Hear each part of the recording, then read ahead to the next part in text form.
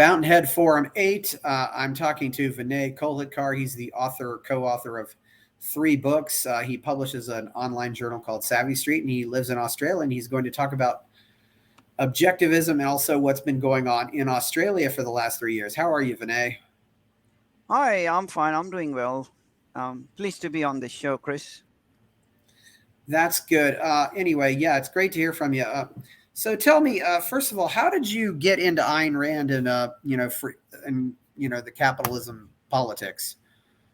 Oh, Atlas Shrugged was recommended to me by my mother when I was at school, and I read Atlas Shrugged cover to cover when I was 14 years old. Um, and I really enjoyed that. And obviously, after that, I read other works of hers. A couple of years later, maybe The Fountainhead, and then a series of nonfiction. The Capitalism, the Unknown Ideal was the one that I absolutely loved at the time. I was still a teenager, maybe 15, 16, and I read Milton Friedman at the time, Free to Choose, which influenced me as well because it's very well written apart from his support for central banking. So that's actually how I got into free enterprise and capitalism. But it wasn't many years later that I understood how evil a central bank is, because neither Rand nor Friedman stressed it. In fact, Friedman unfortunately supported it. And with Rand at the time, I didn't quite like, or I didn't enjoy the Romantic Manifesto. I read it, I was 16 or 15, and but much later I've come to appreciate that work as, in my opinion, the most insightful work that Rand ever wrote. I think it's a little pocket book of 180 pages, but it's I think it contained deeply original insights. Capitalism, the Unknown Ideal was my first book, and I got into the first essay, and I immediately sensed this was a different worldview. It was just, and I was 21, but it still was, it really solidified a lot of positions for me. Yeah. So then you went on and just, you've been involved with objectivism ever since. That would have been back in the 70s. So, Not quite, actually. I My takeaway from Rand, unfortunately, was twofold. One was a very negative impact. 'Cause remember, I read Atlas Shrugged at 14, and I used to, at the time, enjoy school, but not like science or studying. And I was like, not goofing off all the time, just doing enough to score an A, but I could have done better. And a lot better. And there were others who were doing a lot better because they were very studious. And then all of a sudden, she was showing Francisco and Dagny, who were in what we used to call at school all rounders. That were very few of those. That means they were good at everything almost. They were good at sport, they were good at studying, but they weren't geeks. You didn't want to be, a geek. They were cool. So but Dagny and Francisco actually loved their physics. They were really good at practical things, and they were pretty much good at everything they laid their hands on.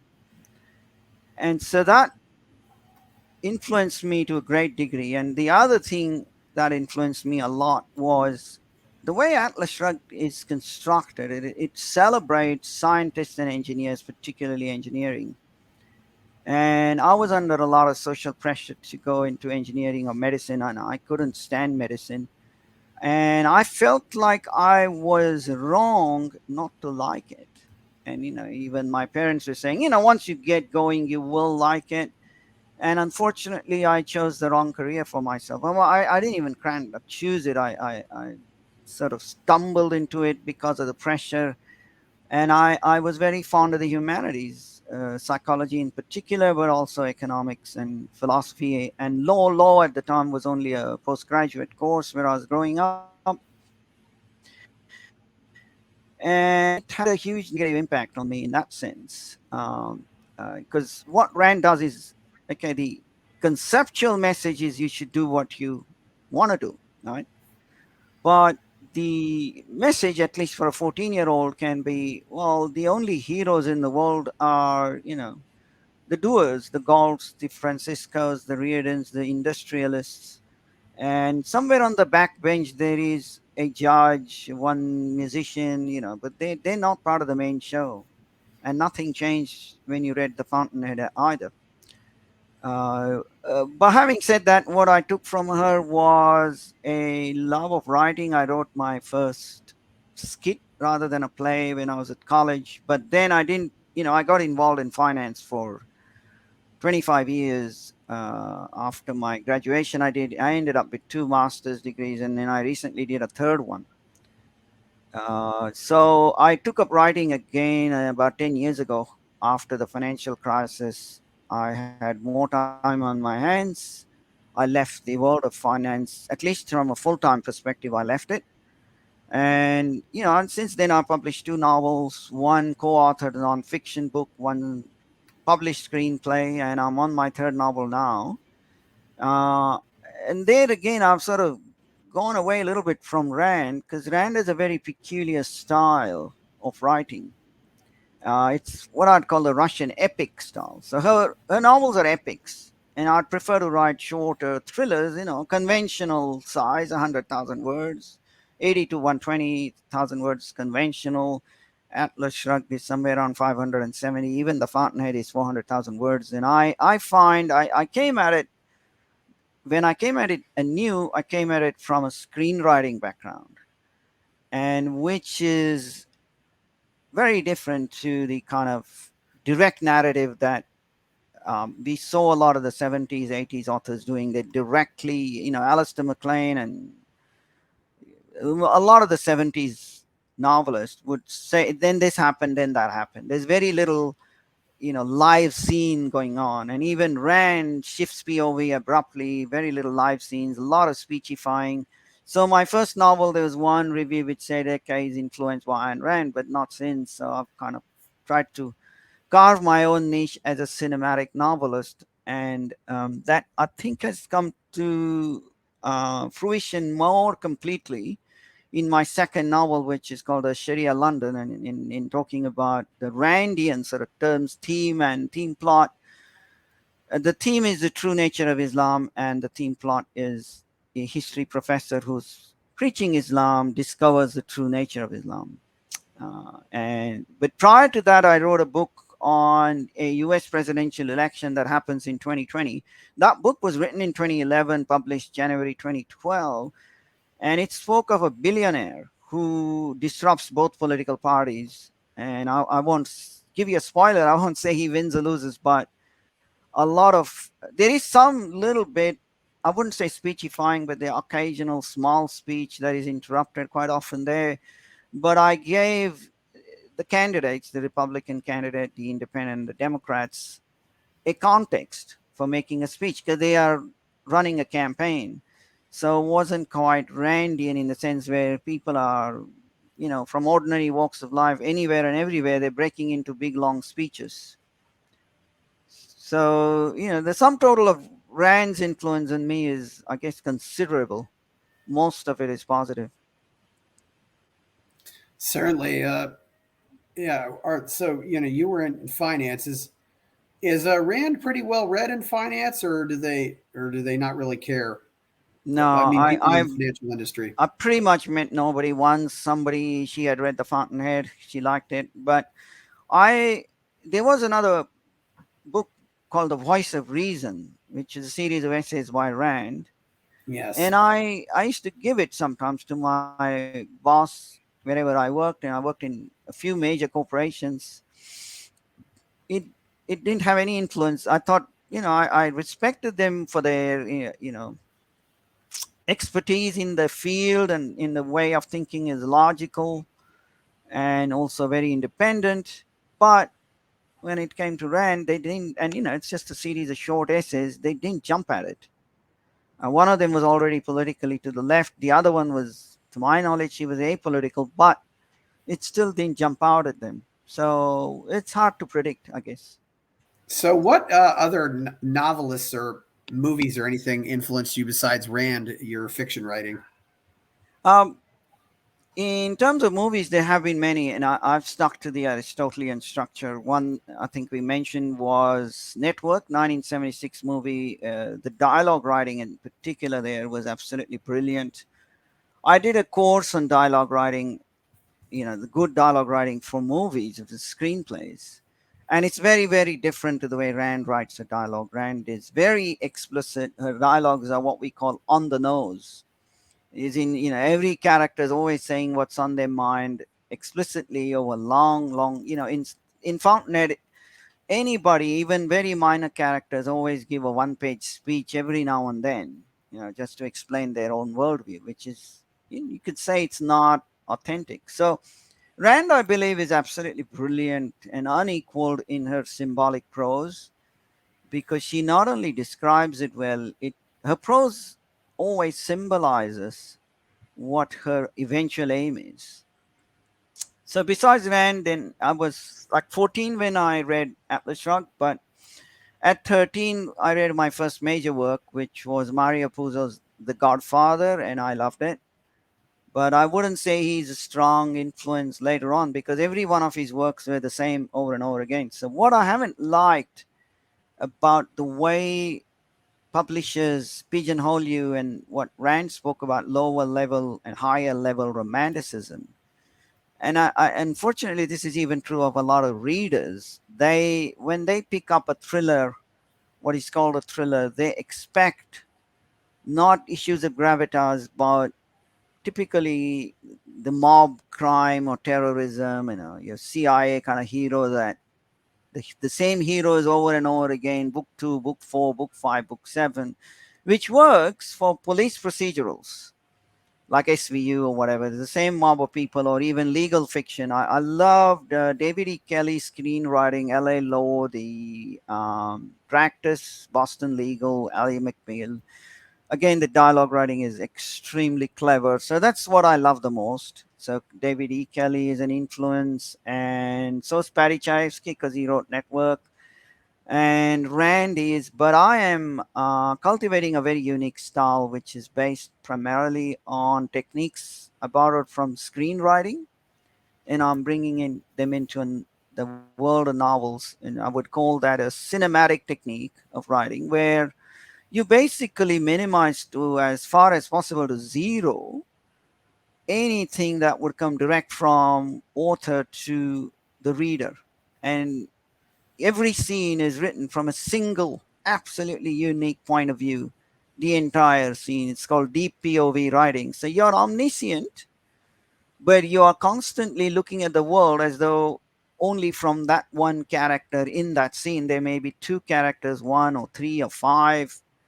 You just see everything only from that character's standpoint. That tends to transport the reader more into the scene, and they visualize it if you also got a little bit of visual imagery. I would call that technique cinematic, because it's like you're already watching a movie rather than reading a book. Rather than, you could say by the campfire, someone was telling you a story, and that's interesting too, and then this happened, and then to Uncle Sam, and then he went there, and then that happened, and then the wolf came and he shot him, and those kind of stories are interesting too. But this is very different as a technique. And during Rand's time, in fact, it was very common for authors to follow their omniscient voice and be a direct narrator. And she herself, Rand, is a direct narrator many times. She switches between being a direct narrator to a cinematic scene very often, because she thinks she's got to give exposition through um, direct narration, number one, which actually can be sprinkled through an internal thought of dialogue anyway. And secondly, she does that because with minor, what we call in screenwriting, transitional scenes, she doesn't want to get imported into a scene when she can just tell it as directly from author to reader. So I guess over time I've cut down my Rand influence on my writing quite considerably. But she was the early and the first influencer. I've cut away my influence from John Grisham and Mario Puzo as well, because I think they just kept on doing the same thing over. Particularly Puzo wrote gangster novels that sounded like The Godfather over and over again. Grisham I now find ponderously slow. So there is another legal fiction author called James Grippando. I quite like him. So I wouldn't say he has influenced me, but I quite like to read his books at least. And unlike most readers, I very much prefer a story which ends with all conflicts resolved. Like Aristotle said in the Poetics, at the end of the story, it has to be a state of affairs which can go no more. So you started out with a world before the inciting a catalyst incident that set the story into motion. You went through, twists and turns, jeopardy, and then you resolved an internal conflict. So there was ideally an internal journey and the external conflict. Now you can say no more. So, if authors have written books like Harry Bosch or whatever, whoever your hero is, James Bond, and there's 10 books of James Bond, but if that author's written another one that is an independent standalone novel with no characters repeating, then it's not one of a series, I would prefer to read that one. And I would prefer to write that way as well, which is like a completely self-contained story. It's what story used to be, to have complete meaning.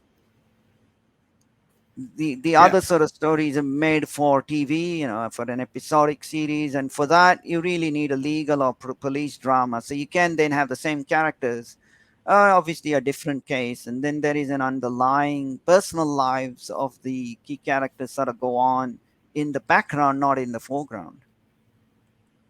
Certainly, one thing we should clarify: the David E. Kelly of the TV shows is not the same person as David Kelly of the Atlas Society. They are two different people. Completely. Yeah, To my yeah, knowledge, David Kelly of the yeah, Atlas Society has not written any yeah, fiction, to my yeah, knowledge. Yeah, yeah. So just make sure anybody listening knows that. yeah. Interesting. Patty Chayefsky and Network. That is, if Rand didn't like that movie back then, of course, she died in 1982. I wonder what she would think of it now, because that movie just predicted so much of what's happened with Yeah. television and how it's created this reality for us. And it brings us on to media and stuff. And you're in Australia, so what has it been like in Australia for the last 3 years now, with coronavirus and mass hysteria and all this other stuff? Well, let me give you a long answer on that. If you split the 3 years between the first 2 years of the pandemic, right? So November 2019 to November 21, and then the last roughly 1 year since then, it's like chalk and cheese. We're close to what we used to be in the last 1 year. Well, all the sort of lockdowns have ceased. The mask mandates have ceased. Qantas says you can get on a flight without wearing a mask, stay on the flight without wearing a mask, and so on. But obviously, in the middle of the pandemic, it was a huge amount of problems. And I think, I did a talk show once with the Secular Foxhole podcast, and we titled it, Has Australia Become Authoritarian? It's authoritarian. So, authoritarian. And in that, I said, what's actually happened is that the entire West has moved towards China, and China has stayed as it is, where it is in terms of being totalitarian. It's the West that's become a lot worse. And there's medical tyranny, and it was there even in the United States, in Europe, everywhere, in China, of course, in India, pretty much anywhere I looked, there was a lot of medical tyranny. And we had people like the CDCs and the regulators dictating to all medical personnel what they can and cannot prescribe for this disease and even for other things. And which to me is a very serious abrogation of freedom. And Australia is hampered a little bit by something I'd say. Australia doesn't have in its constitution a Bill of Rights, which is there in the United States, obviously in Canada, in the UK, and even in places like Iraq and Turkey. So Australian constitution, to my understanding, only guarantees five rights, and they are the right to vote, the right to a trial by a jury, which is very important because some other countries, Asian countries, have done away with trial by jury. Uh, Freedom of religion, No discrimination by origin of state is the fourth one, which is, if you're from South Australia living in New South Wales, you're just an Australian citizen. And property compensation, which is different from, the crown can just take your property whenever they want it. No, well, not exactly whenever. They got to have a reason for it, but they can cook up any reason and say we're going to do this large infrastructure project through your land, and what you're entitled to is just compensation, but you can't stop them. And there's no freedom of speech embedded in that. And that has been a huge problem. But that is a problem also elsewhere in the world except United States, and even the big social media in the US are fundamentally affected despite the First Amendment rights. And the reason for that is they are international corporations. Well, now let me come to the problem that is virtually universal in the West. I mean, libertarians go on about this as though it is a big positive that a federation with strong powers of the state to them is always a positive. But even in the United States, in the 10th Amendment, I believe, there is a grant of emergency powers given to the states. And for instance, 100 years ago, more than 100 years ago, the port of New Orleans was infested with some or the other virus. And the state of Louisiana, merely, instead of saying, okay, you're obliged to give this information, so it's a positive obligation on the port saying, okay, the port is infested. So if you want to work here or visit here, you're doing so at your own risk. We're warning you beforehand. Instead of that, the state simply banned people from coming there, you know. And the case went to the Louisiana Supreme Court because people wanted to work at the port to earn a living, and the Supreme Court upheld it. And according to the American Bar Association, there's actually precedent for this going back a further 100 years. So 200 years of legal precedent which vests emergency powers within the state governors, particularly in respect of infectious diseases. And unfortunately, that's true in all federation states where the states have a bit of power. That's true in Australia, it's true in Canada, it's true in the United States. I wouldn't, although I blame Trump for a lot of things, I wouldn't blame him for the lockdowns because it was pretty much within the state's power to, the state governors uh, could enact lockdowns and could enforce them. So where Australia went wrong was where I believe there were a few videos of people getting beaten up simply because they were protesting, and that didn't happen in the U.S., but there were lots of riots in the United States at the time, many that didn't relate to the pandemic at all, like Black Lives Matter or whatever. And it was equally wrong of the police, to just stand by and do nothing.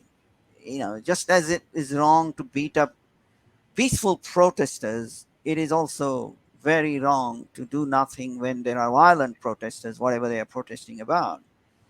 And that's happened in all the black BLM rallies. So I guess Australia is not that unique in the sense of the emergency powers. We had another event, if you will, in the state of Victoria, which suffered the worst lockdowns ever. I think Melbourne was the most lockdown city in the world in terms of time spent in lockdown. With the exception of many Chinese cities that we don't know what happened there. But certainly in the West it was. And there was a bill called the Pandemic Bill, which became law, which transferred powers from this person called the Chief Health Officer to the Premier, which is the equivalent of a governor of a state. And to me, that was neither here nor there. In fact, it was most likely for the better, but it was protested a lot on the streets. But the problem with that is why should anyone called the chief health officer have any powers over you anyway? I mean, when you get a problem in the house that you can't fix, a plumbing problem, electrical problem, you call it a plumber or an electrician of your choice. You call a lawyer of your choice, you go to the doctor or physician of your choice. And you may not listen to what they have to say, but you pay their dues and fees and you probably listen, or you can take a second opinion. There should be no such thing as a chief health officer who dictates to the entire country. We're now in the lockdown. Oh, this is what you do when you get the, you know, disease. This is, well, how you must take the vaccine. You shouldn't take the vaccine. That should be all a personal choice. And I think that's, and unfortunately, that's what's gone wrong everywhere, not just in Australia. Certainly. I mean, Australia. They had, from what I hear, they had camps and they had all kinds of other things. Uh, Plus, also there's the factor that Australia is an island, so they don't have to build a wall or anything like that. It's very easy to put up walls against people going out or people coming in. I mean, for a while, Australian citizens couldn't even get back to Australia. Yeah, that was remarkably bad and terrible, and it had a bearing on the May 2022 federal election, which in itself was a very phenomenal event. We can talk about that a bit later. Not the pandemic influenced it somewhat because the previous government headed by Scott Morrison did exactly that. They didn't allow people to come back in. And these were Australian citizens who were visiting their relatives in England or Malaysia or India or wherever they were. And those guys, some of them lost their jobs because they had a 2 3 weeks off and they couldn't return for a year or more. They lost their jobs, they lost their livelihood. Some of them didn't have relatives to stay with for that long a time, so they were staying in hotels and costing them a lot of money. And that's quite unique because if you are from a certain country, and even if you are a serial murderer on the loose, you have every right to come back into the country. You might be arrested at the airport if you're a fugitive, but you have every right to enter the country. You're a citizen of that country. I don't know what quite the government would have done if the other countries decided we have to expel you because you're not from this country and you've overstayed your visa. So you got to board this plane and go there. I don't know quite, but there weren't any flights. So, you know, what do you do? How Yeah, do you yeah, send the person exactly. off? I mean, some of these people, they can't go back to Australia, but they also can't stay. I know Mexico was giving a lot of visa extensions to Canadians. I don't know how. Of course, I don't know how many Aussies go to Mexico. So, but there were Not a lot of many Mexican immigrants here, but there were a lot from who were stuck in China and India were probably the oh biggest, yeah, and some in England. Those would be the three places where there'd be the maximum amount of immigrants. And Greece, but I don't know how many the second, third generation Greeks were visiting their home country at the time. So yes, and from what I'm hearing now too, this has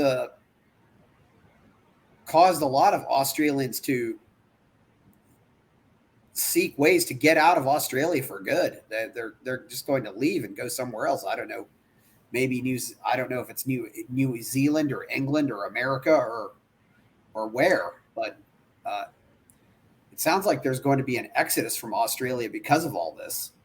I don't know if that would be the case. I haven't heard any, but of an exodus. And if people are leaving for the sake of a lack of freedom, you're faced with a problem that pretty much the entire West is turning towards China, becoming more totalitarian. There's medical tyranny everywhere. It was particularly bad here. I mean, uh, if a doctor tried to prescribe ivermectin, he was risking his medical license. That happened in some states in the US as well.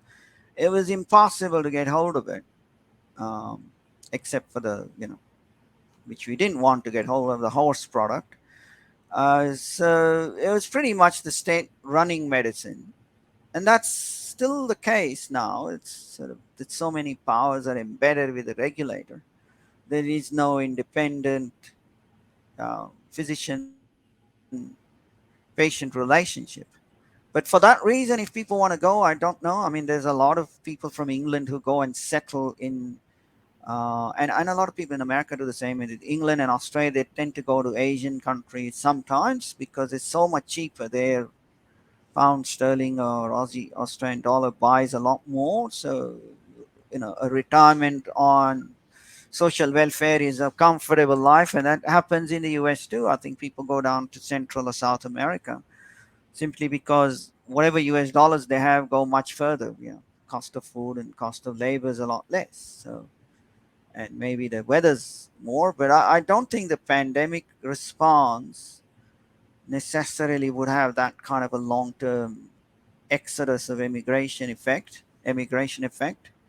because pretty much all countries were in unison on a variety of um, basis as being tyrannical against the pandemic. So Yeah. So, I mean, how did all these crazy policies affect you personally or affect your friends and family? I mean,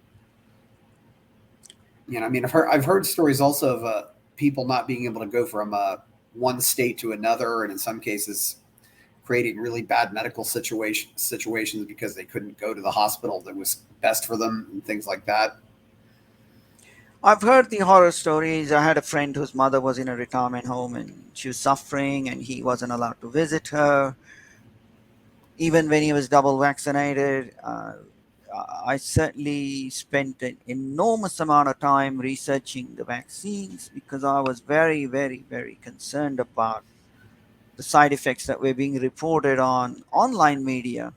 Particularly on the Dark Horse podcast show. Did you ever see that Brett Weinstein's seminal sort of 1 hour, 1.5 hour show? And then it continued. The Dark Horse podcast continued where they were alleging that people uh, were getting, heart attacks after taking a vaccine, strokes, you know, kind of things that you wouldn't want to, no one would want to get, you know, at any age. But after it took me a lot of research to figure out what I think was really wrong. And part of it, the state, what I figured out is makes the state more culpable.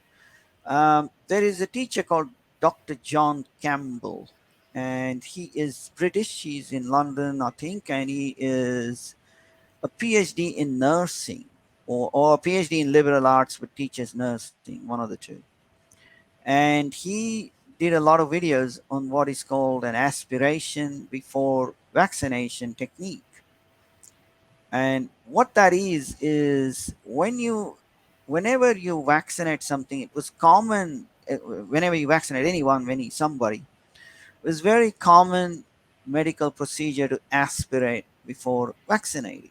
Typically, in the old days, the vaccine would be given in a bigger muscle near the buttocks or something, and in order to avoid hitting a blood cell, they would plunge the needle in and then draw it back a little bit to see if there is any blood coming out, to make sure that, even when you're hitting the big muscles like the deltoid where we took vaccines, or of any kind, whether this pandemic vaccines or not, they don't have too many blood vessels, but they do have some. So there is always, it's not a zero risk of hitting a blood vessel. And maybe the chance is 1 in 1,000 or something. When they draw the needle back, if it has no blood, you're fine, and then it goes plunges back in with the entire solution, and you get your vaccine in the muscle. But if there's blood, they discard the needle, start over again. Right? And if it's a 1 in 1,000 chance, you wouldn't have to do it 99.9% of the time. You don't have to do it, and the 0.1% time, you wasted 15 seconds or something. So if that's going to prevent major strokes, myocarditis, and heart attacks, it's well worth it, obviously. And doctors and nurses used to be trained to apply this technique. Unfortunately, in the UK and in the United States, in Australia, the mass vaccination centers were not trained to do this. In fact, they were advised not to do it. And I believe, I mean, I haven't found, and I'm not doing a lot of personal research now, but I've never found a single case where anybody who got a very bad side effect from taking the vaccine took it at a mass vaccination center rather than from a physician where he said, I want aspiration before vaccination. And if you picked a physician about 50 years of age, they are trained to do this. They will do it automatically. I mean, whereas in the US, somewhere taking a vaccine from a pharmacist, and the pharmacist, some people ask, will you aspirate before you vaccinate? And they said, what is that? They didn't know. The nurses were trained, but they said, no, well, we have been advised not to do it. And the counter arguments, I've heard them and I've published about this, were ridiculous. They were irritatingly idiotic. One was like a lack of time because it's a mass vaccination program. What's 5 extra seconds when you're trying to prevent a very, very, very serious side effect? And we had already 2 years ago the studies done on rats, and the counter argument was the dose used on the rats was 500 or 5,000 times the human dose in relative terms, weight to dose ratio, or dose to weight ratio rather. But there were two groups of rats, one in which this technique was used and the vaccine was given purely intramuscularly, and the other group where they were directly given intravenously, delivered. All of the side effects, including myocarditis, happen only, despite the high dose, only in the intravenous group and none in the intramuscular group. All the vaccine manufacturers said expressly this vaccine is to be given only intramuscularly. And giving it in a deltoid, which is where we took the vaccine, which is where most of us got it, might be seen as intramuscularly, but there is a 1 in 100 or 1 in 1,000 chance of accidentally hitting a blood vessel, which is preventable very, very, very easily.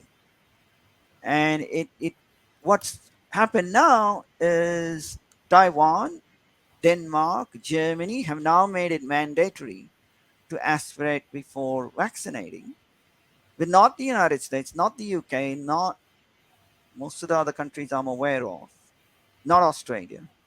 And it's an enormous tragedy because one of the bad things that happened in the Trump administration was this blanket indemnity given to all the vaccine manufacturers. So even those people who got very serious neurological disorders or family members who died, and then other people in the family want to sue the big pharmaceutical, they can't because of the blanket indemnity. But even if we could sue them hypothetically, you wouldn't win the case because they'll say, well, we told you the instruction was to, you know, apply it intramuscularly, and you didn't apply it with, correctly. So the state is responsible for its mass vaccination centers, and therefore, and also for the regulatory advice that comes out of the CDC and FDA. And therefore, the state is completely responsible for all of the side effects that people have suffered, according to me, because they haven't followed the technique that the manufacturers themselves recommended. So, if there's a lawsuit against the state, I believe a big class action, we might win, whether it's in the US or elsewhere. Yeah. So, what was the pushback against all the insane restrictions in Australia? Like, I mean, there seemed to be a lot of protests. I mean, when did the protests start? Where were they concentrated? How often were they? And do you think they ended up I getting what they wanted? There were a lot of protests in Melbourne, but there's some in Sydney, some in Brisbane, mainly the capital cities. Maybe 1,000 people turned up, and there were very unfortunate incidents where also there were protests by single people or two people not wearing a mask, and there were videos shown of the police beating them because they didn't wear a mask, and they were outside. There were massive fines levied, upwards of $500 for calling more than four people to your home. And, there were so many rules you sort of forget. Like it was this book of rules you had to consult every time before you went out. And most certainly, some people quite obviously got beaten up. I'm not so sure of whether that was the catalyst for removing the restrictions. I think it was generally the world over. What politicians seem to finally realize toward the end of last year is we can't carry on. The economy would just self-destruct.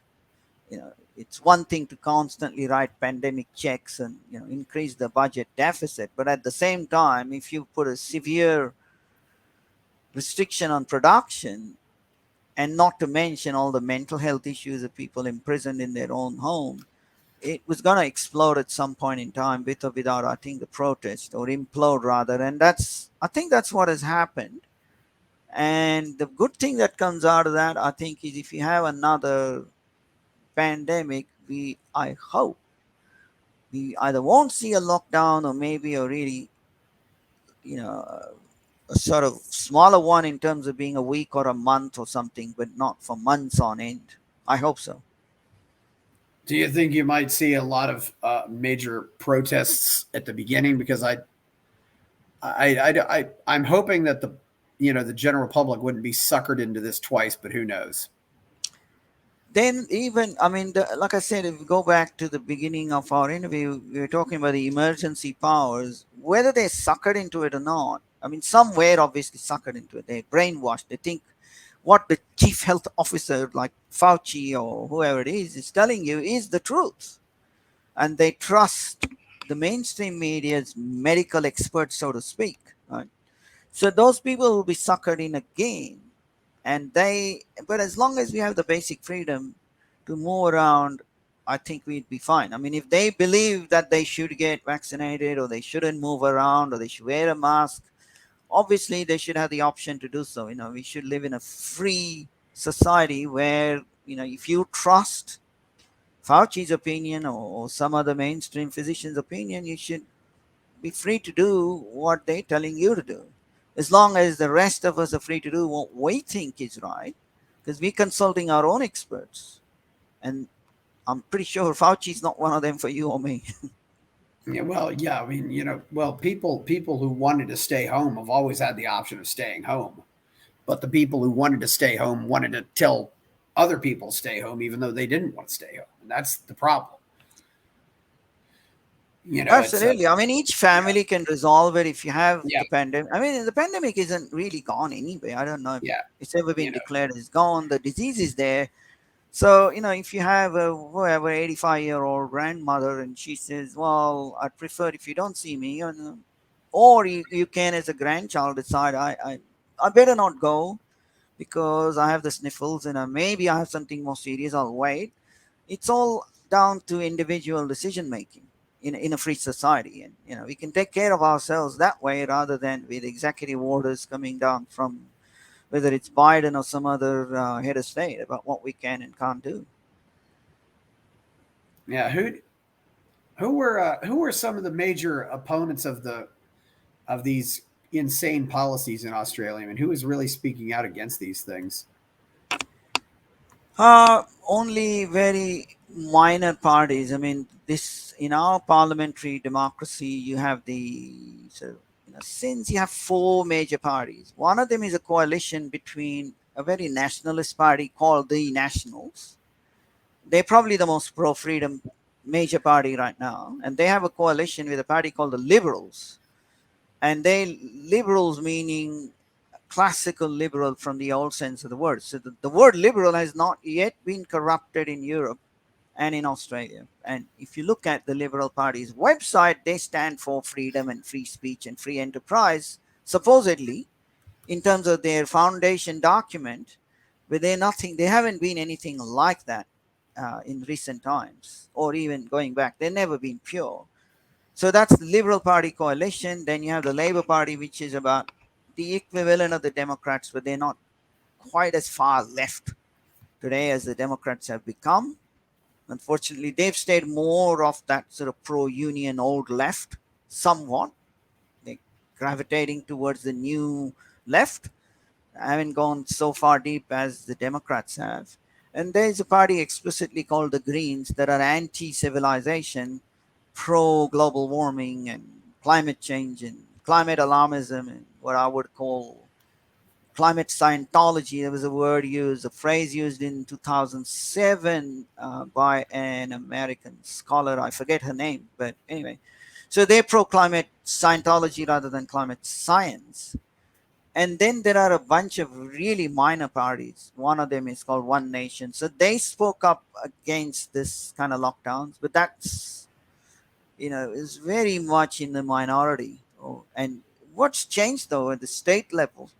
We have the liberals now in power, and there was a change of premier a couple of years ago, and the new premier Dominic Perrottet was decisively of the opinion that we got to shut down all this pandemic. And the strongest force, I think, there was the working class, the sort of genuine working class of independent, what we call independent tradies, tradesmen, or tradeswomen for the matter, electricians, plumbers, builders, those who needed to keep working, because they didn't have heaps of savings, those who worked with their hands, those who worked outside, and they couldn't just work from home. I mean, you can't fix somebody's roof by working from home. These are not white collar workers. They needed to be at the site, and they were complaining directly to the government, and they were the loudest. And I think they decisively swung the government, besides all the, declining economic numbers were obvious,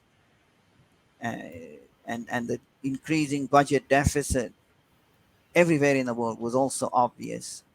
So I think those precedents are now set. I think the politicians have learned their lesson insofar as that is concerned. But it's a bit like a, I don't know, like a very, very stupid pig, the politician. It's not a smart monkey that, you teach them one trick and they learn it. Now they're going full blown on, this whole climate racket. And that is going to be a much, much more expensive lesson to learn. And they'll learn it because even Biden's talking net zero by 2050, and this so-called net zero over a span of time is going to destroy the economy. And then they might learn that we just can't rely on, the so-called renewables, and not, we shouldn't interfere in the energy business. But that is going to be a hell of a problem. It's, I think, way more dangerous than the pandemic or ever was, in terms of what will happen to the economy and civilization if we even decline fossil fuel usage by even by 20%, let alone trying to stop it entirely, would be a, extreme disaster. So they haven't learned. This is the sort of dumb pig that doesn't learn conceptually from abstractions. They learn for a specific instance of the pandemic that they will maybe learned we shouldn't do lockdowns. Maybe. I hope. Well, what were the reasons really for doing anything? I mean, so Australia's pretty much returned back to normal life down there then, or the way Yes and things were no. 3 years ago? I don't think anything is going to be the same now. For two reasons. One is, we sort of said, oh, that kind of thing that happened in the late 1930s in Germany won't happen there again, won't happen here. But we've just learned that entire populations can be imprisoned at home, and they'll obey, and they'll learn and follow all sorts of edicts coming from the so-called chief medical officers. So that lesson has changed the world, for the worse, not for the better. And it's embedded in the psyche of both people and politicians. You can't escape that. And secondly, we have an enormous impending crisis in sovereign debt, just ballooning away, and in this whole climate racket. They're sort of related, because the worse the economy, the more the deficits in the sovereign debt. And sovereign debt to me is like a balloon. The US dollar has a lot more stretch in it, because for good or bad, it's regarded as the world's reserve currency. And there's a war in Ukraine. The US dollar is bought more in the markets, gets bought more. But like every balloon, it's a maximum stretch. The maximum stretch of the US balloon is more than other balloons, but they're all the sovereign debts all over the world are essentially, in my opinion, balloons that will at some point burst. If you keep on blowing into a balloon, at some point, there's no balloon has infinite elasticity. At some point, it won't stay stable. It getting past the stage where it can withhold that much air. So this, I believe, now are the not the pandemic, but massive problems. So we have in power in Australia now the Labor government won power, but the reason they won power is a very interesting thing, and it's worth discussing the May 22 Australian federal election because I think there are lessons in it for the whole of the world, or especially for the West. So the Labour Party, in fact, reduced its primary vote and they still won government because their main opponents, the Liberal Party, reduced their primary vote even more. The Nationals didn't reduce it, it's marginally increased, but as a coalition, they reduced.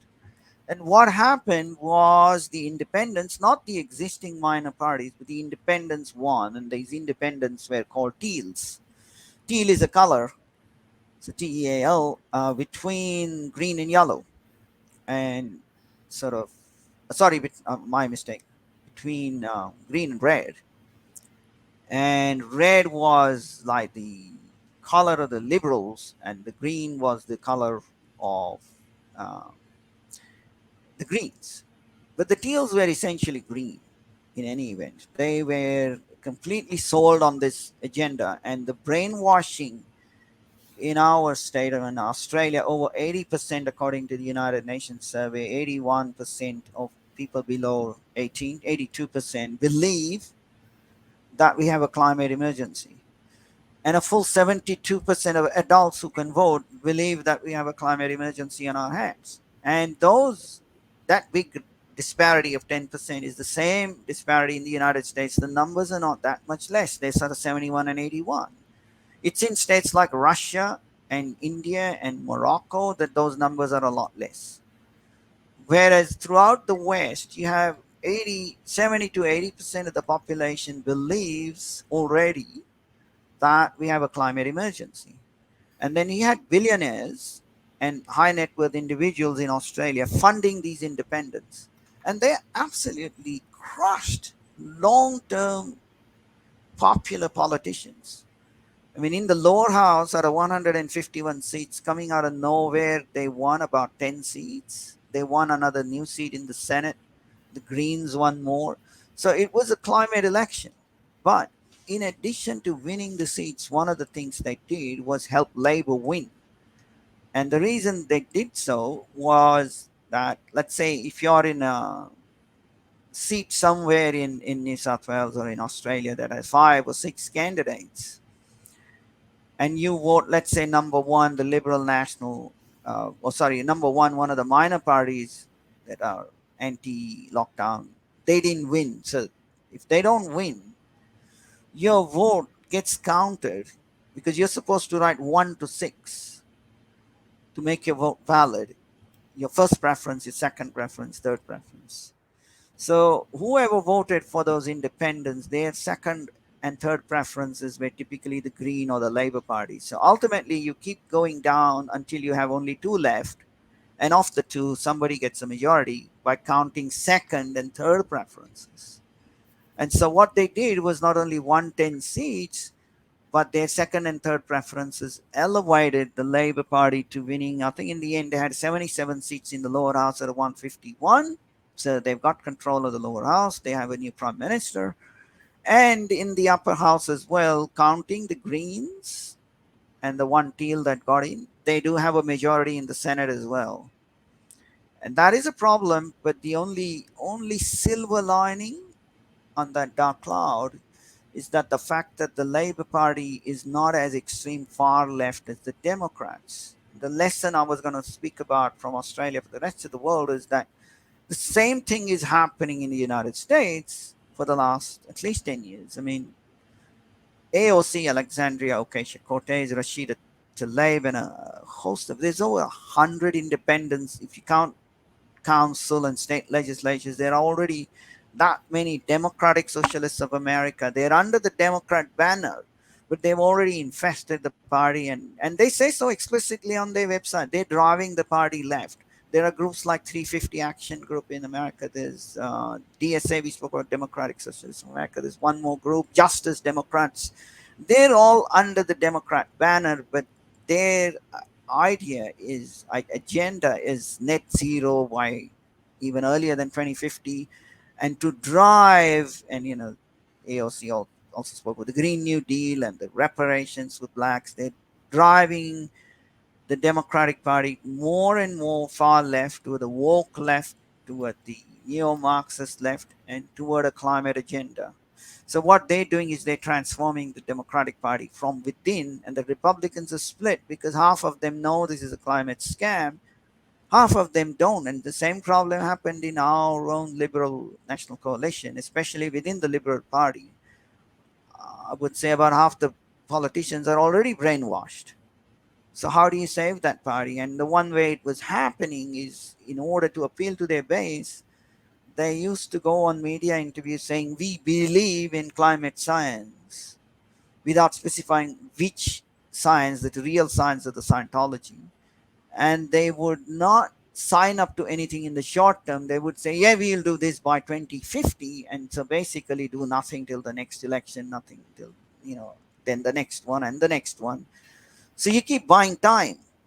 But it didn't work because the media was reporting on them constantly that their actions are this and their words are this. And they got thrown out. And now we have a very big problem because you have a population in the United States, in Australia, in the United Kingdom that thinks there is A, climate emergency, B, that reduction in fossil fuels will get rid of this emergency, and that's the only way to manage it. And in the combined effect of those three propositions is extremely dangerous.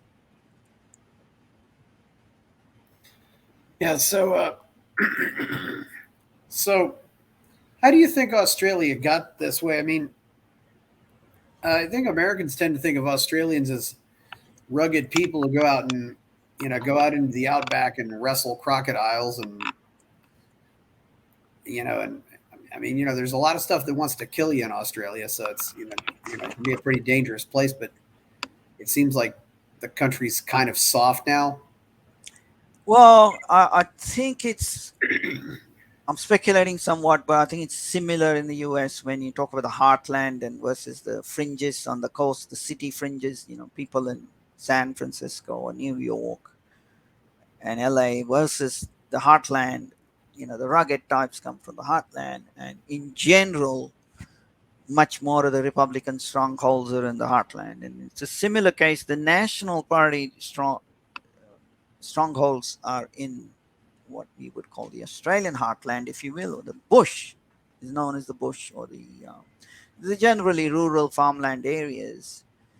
But they don't control the election. So there isn't anything like one typical Crocodile Dundee kind of Australian, just like there is no one single typical Englishman or American or whatever. So the I'm not so sure the population's gone that soft. It's been brainwashed because a lot of them have been brainwashed because the mainstream media is no longer doing its job if it ever did it properly. It's completely taken over by the neo-Marxist agenda, and that is a very big problem. Um, and it's not just a problem in Australia; it's pretty much a problem, as far as I can tell, all over the world. So, Uh, a lot of this really goes back to the colleges and the universities. I mean, is that the case in Australia as well? Is that all of this insanity starts on the college? It starts with the college professors. totally. In fact, it starts earlier. It starts with the public schools, Okay.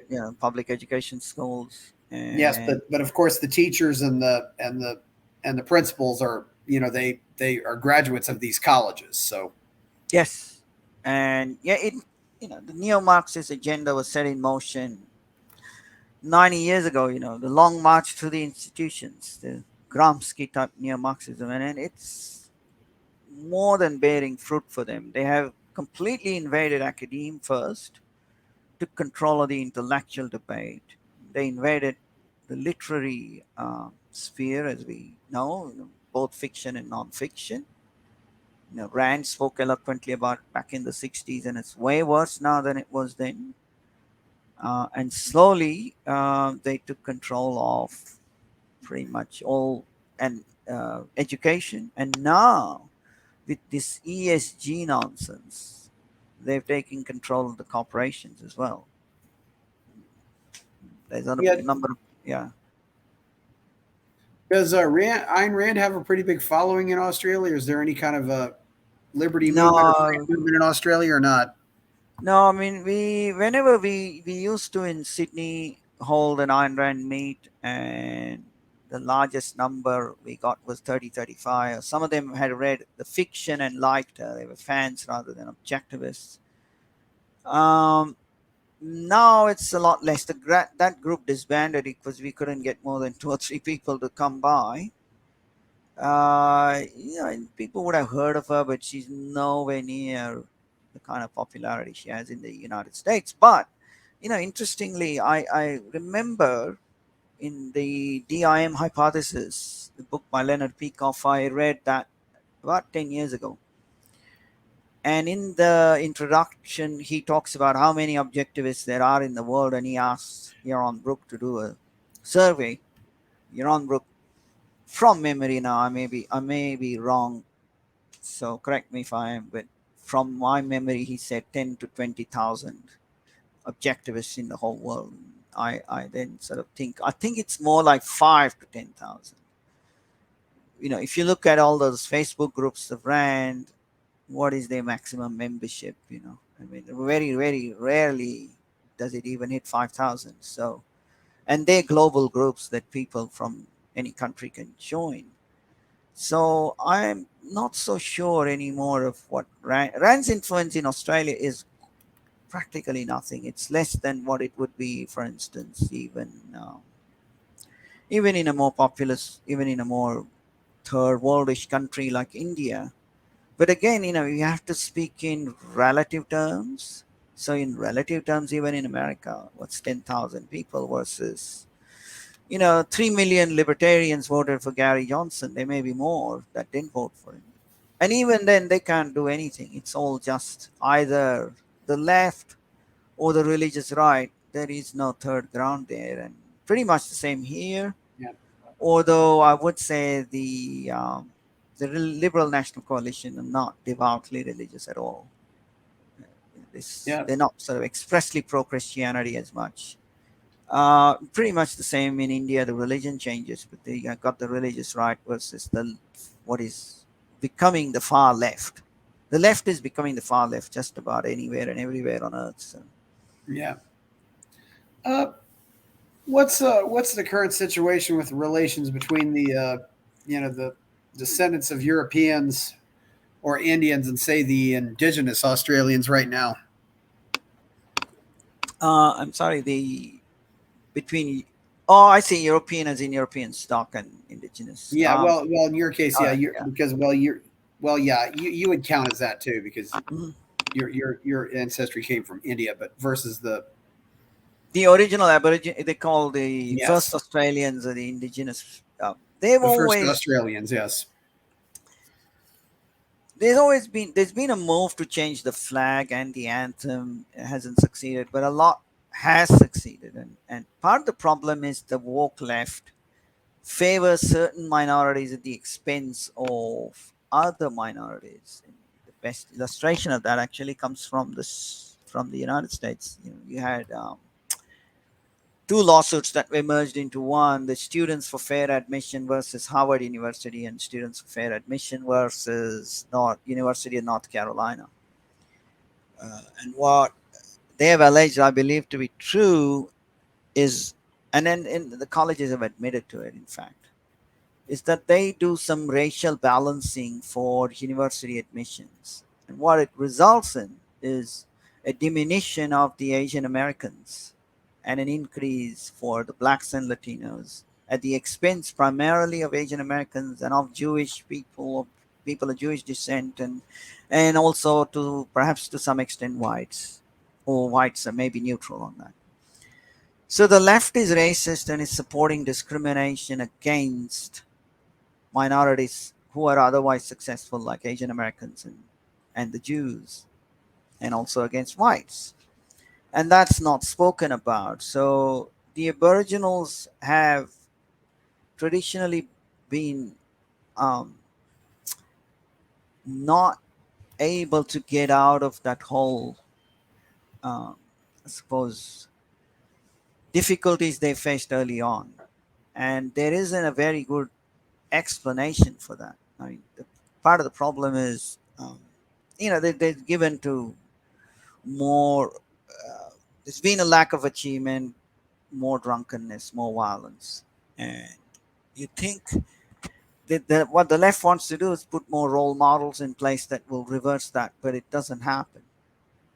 It can't be done that way. And I think Charles Murray was right when he said there's a very high correlation between all these social problems and IQ, and we should find out a way of increasing the average IQ in these populations. But it was seen as racist, although he was, I believe, of a good-natured mind. He wanted to better those who suffer a kind of a genetic predisposition to a lower IQ. Now, I'm not too sure now whether that was right or wrong, but if you're going to kill education and kill the schools into some brainwashing, then pretty much everywhere it's going to affect everyone. So the relationships between, there's still a lot of tension between Aboriginals and, I guess you might call it, European Australians. It's not explicit tension on the streets. There's no Aboriginal lives matter and marches and destruction, but their plight has not improved. Uh,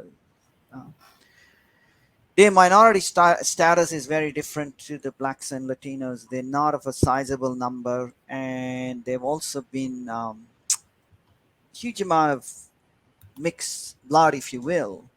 So people even who can prove that 1/16 of them is Aboriginal descent have got allegedly got a lot of benefits in government jobs. And if that's true, it's remarkably unfortunate and horrible. But that will worsen the relations between Aboriginals and the rest. Yeah, so where do you think Australia is going to go in the next 20 or 50 years? Think it's going to get better or things will get worse? Oh, it's pretty hard to know where it'll go in the next 3 to 5 years, let alone 30 to 50. And I'd say that about the whole world. I think in the next 3 to 5 years, we're going to see a very serious economic crisis everywhere. Uh, in China, in the US, it's because there is already a sovereign debt crisis blowing, up, ballooning up, like we spoke of the balloons, and they stretch. And in addition, that is going to be made immeasurably worse by putting the climate agenda on top of that. So when you have a crisis of that proportion, I mean, even in the US, Social Security would be, their own actuaries say that by around 2029 it will be bankrupt. So that's not more than 7 years away. So Yeah. within the next, and it could be accelerating now. So when you have a crisis, you can get perhaps sometimes a turn towards freedom out of that crisis, or you can get a turn for the worse because an Adolf Hitler comes up, or certainly the World Economic Forum will use that crisis to move us towards, you know, the digitalized ID, totalitarian future where a few cronies at the top of the hill, they benefit and everyone else becomes a partial slave. That unfortunately may be the most likely outcome, but we should also not forget that a crisis brings along new voices, and maybe a voice for freedom, political party for freedom would perhaps rise in the crisis. It's possible. Not likely, but it's possible. Yes. So what do you think? Since you network with a lot of other people in the objectivist movement, what do you think of the current state of the objectivist movement, and in some cases how the way the Ayn Rand Institute seemed to not care about some of the insanity with regard to coronavirus and other stuff like that? Yeah, I was very disappointed in that. But to be honest, I don't really follow what Ayn Rand Institute is saying about anything because to me, you know, the source to Rand is Rand. I mean, she's one of the clearest writers ever. So it's different if you're reading Aristotle and you don't understand, like me, you don't understand ancient Greek. You got to read the English translation to make sense. And not all English translations are exactly the same. So you got to, you need something in the middle, like, the church is communion between you and God, if Aristotle's God. But you don't need any between you and Rand. It's a bit like the, post Reformation, the church is put aside and you go direct. So we don't really need any institution like ARI to act as a go between Rand and everything else. But to me, the seminal issue between, having a healthy objectivism and not came about in 1990. And I kind of learned about it a lot later, because I did not participate in the official objectivist movement. I like Rand, and I got onto a new career that I liked, and I just was busy with my own career and family and friends and recreation. I still read Rand, but I didn't participate until about 10 years ago. With the by that time you had social media and all the rest. So that seminal moment I'll come back to later in 1990. But what was disappointing in the ARI scheme of things is that they saw vaccine as science. And so if you're, simplistic thinking is, if you're an objectivist, you should be pro reason, of course. Pro reason means pro science. Yes, if it is proper science. And then pro science means pro vaccines. Well, not quite, because the link broke down there. The mRNA vaccines were very unique. It was very clear that the mainstream media was dissolving all alternate remedies. And I think that was the biggest tragedy of this whole thing. Whether or not, the jury's still out on whether or not the vaccines created um, as many side effects as are alleged. And some are admitted, most are not. So the ratios are very different depending on the camps. But it was very unfortunate that the ARI could not even take notice of the fact that you clearly had a huge controversy brewing. And like I said, the explanation I came up with doesn't necessarily blame the vaccines, but it blames the administration of the vaccines, why they were not, aspirating before vaccinating. But the ARI didn't see any of that. They were just sort of, you should be, the ARI. If you come to ARI, you should be vaccinated, and otherwise don't come. If you, yeah. So one of the things that's happened, I believe, to the objectivist movement is this whole issue of independence, of trying to say all the time that we are not the Republicans, we are not religious, religion is bad, and anti-democrat in equal terms, and the relative evils were no long, nowhere near equal. I mean, if Rand was alive today, I'm pretty sure, as she did when, initially she backed Barry Goldwater and Ronald Reagan and even Richard Nixon, she would have, not wholeheartedly. I don't think she would have backed Donald Trump wholeheartedly, but she would have done it at a protest vote, like Leonard Peacock says, I'm going to vote for Trump. And the ARI was too anxious to say, well, these are two equal evils, and they're still the case. So I think the objectivist movement really did itself a disfavor by that. It alienated all the others, like Republicans, libertarians. But I think the bigger tragedy, in my opinion, was in 1990, when there was scope to make objectivism an open objectivist movement, and it never happened.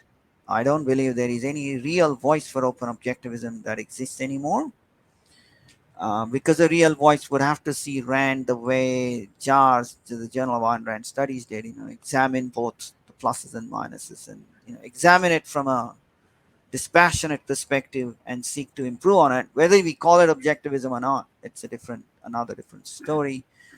But otherwise you're sort of locked into everything that Rand said is the word of God. Otherwise, sorry, you're not an objectivist, so then call yourself something else. So what that means is objectivism as a base of knowledge is locked up in a you know treasure chest buried in the sea, and it's never to be ever improved upon. And that's where we are today. That's where we've been for probably the last 20 years. So I don't know. I'd like to think so, but I don't think objectivism is ever going to be a major movement like Marxism was, or the non-religious movements that you know really caught on and got millions of followers.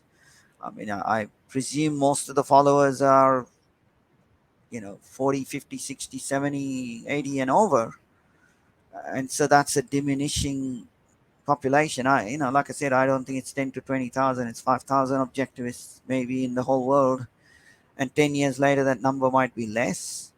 And the fault lies, I think, with the institutionalized objectivism hasn't been true to the real spirit of the movement, which was to follow where your reason takes you.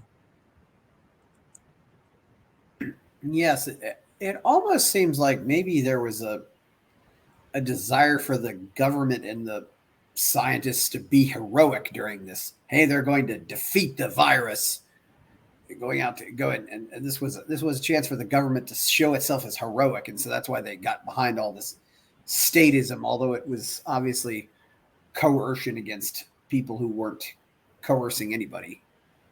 That's the only interpretation I have. So I don't really know what to say other than that. It seems rather all rather crazy.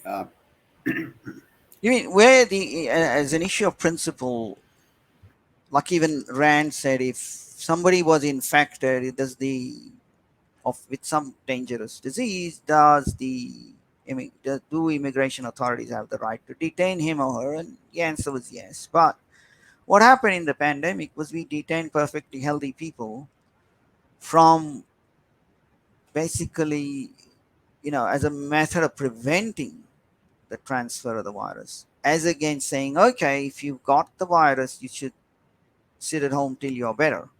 Even that can be left to individual corporations to decide their policy. But it was a remarkable, you know, very unpredictable thing happened for those 2 years. And we're not out of the woods because now the world has changed, unfortunately, for the worse. So you know, objectivism didn't do itself any favors by going to a particular physician, Amesha Delja, I think it was, and just kind of repeating that as though it was, you know, pre- making a vaccine was heroic and it's pro reason, pro science. So let's ignore all the evidence against it and just take it, and you have to take it. Yes. That was very wrong. Yeah. That's not a pro reason attitude at all. Are there any things in the world today that give you optimism, or where do you think any countries that you think might be going forward? I mean, India, or I don't know, or New Zealand, or anything like that? Or are you? No, the one country, and I haven't ever been there, so I can't say it's from personal experience. But Sweden, I think, didn't have a lockdown, and I believe a lot of the South American countries did not have the kind of medical tyranny the West saw. In Oh, fact, it was a the lot of South underdeveloped. American countries are horrible. Right. Uh, By medical tyranny, I mean they didn't take away the licenses of doctors who were prescribing alternate remedies.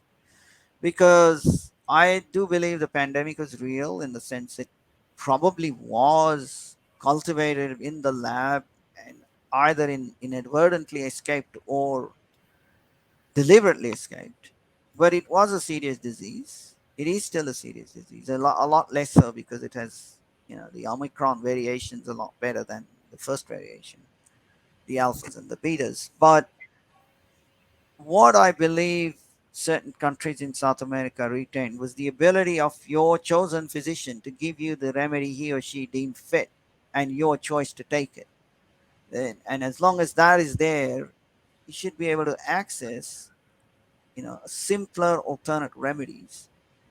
And the mainstream media never understood this. I mean, we didn't really need the vaccine. We had a lot of simple remedies. Possibly ivermectin was possibly one of them, but I think there were other alternate, simpler remedies, very, very inexpensive remedies that never got a trial, ever. And that I think it's still possible in some of those countries. Well, yeah, and of course there wasn't the other factors, too involved, that people who did a lot worse with this weren't in very good health anyway. I mean, it seemed like a lot of the people who died from this virus were enormous. For example, I mean, at least 100 or 150 pounds overweight. Uh, I don't, so I think we're going to wrap up here pretty soon. But I'm curious, what's your take on Bitcoin and cryptocurrency? Well, firstly, in general, cryptocurrency, it's not money. Because money has got to fulfill the function of being an alternate, having alternate value, and that's how it becomes money. You know, gold is used in industrial processes. Gold was always regarded as a precious metal used in jewelry. Bitcoin is it has no alternate value, so it's not money, and it's not an investment. I mean, if you buy, I don't know, shares in Pfizer or Microsoft or a little known company, you got a share of the actual business. You got a share of the assets of the company that hopefully are real. Like they may be owning farmland, or there might be a gas company like, or a gas fracking company, or an electricity generation company, whatever it is. So you got a share of a business, net of debt, those assets, and the ability to produce something real is proportionately yours as long as you're owning that stock. Bitcoin isn't that. It's not an investment in anything. It's not a process. So, and it's not money. So it's neither investment nor is it money. And it's not the only cryptocurrency either. So in the long run, other cryptocurrencies can come in. So we should always have freedom to choose our money. So if you transact with some other person and he says, "Oh, I want to sell you my old lawnmower," and you say, "Oh, no, I don't think it's worth more than $50." But if you agree to take equivalent number of Bitcoin for it, you should have the choice. So the government should not stipulate that Bitcoin is not money. But economically, I think Bitcoin is not money. I wouldn't accept it, but you should have the freedom to accept it if you think Bitcoin is money. For that reason, because Bitcoin is also not a portion of a real life business, or even a portion of a debt, issued by a bank or a corporation. You hold a prior claim on the assets of that corporation. It's not that either. I wouldn't never buy Bitcoin, and I would decidedly not accept it as money. We should have the freedom uh, to accept whatever we want Yes. between transacting parties as money. So I think cryptocurrency, especially when the CBDCs come in, are gonna die a pretty bad death. Yeah, there's a lot of things that can go wrong. One thing though is, corporations do just print shares of stock out of nowhere, but you can't print Bitcoin out of nowhere. But anyway, but that's well, this has been. Do you have anything else to say? You want to say before we go? Sure, it was very very good having you, having me on your show, and so thank you for that. I don't believe, though. By the way, when you say corporations can just print stock like the way the government prints money, they can do rights issues. Then, as a shareholder, you are entitled. Now, if they do a stock split, the existing Yeah, shareholders entitled to that. So you just double the number of clearly. stock at half their value. So that's okay. Well, No yeah, loss of value. So it's not fiat currency. Printing of stock isn't fiat currency that they can just do it. As far as I know, in anywhere in the world, but certainly not in the West. yeah. Well, there might be different corporate laws in Australia too. So okay, so well, you're at. Well, we can find your new. Where can we find you out there?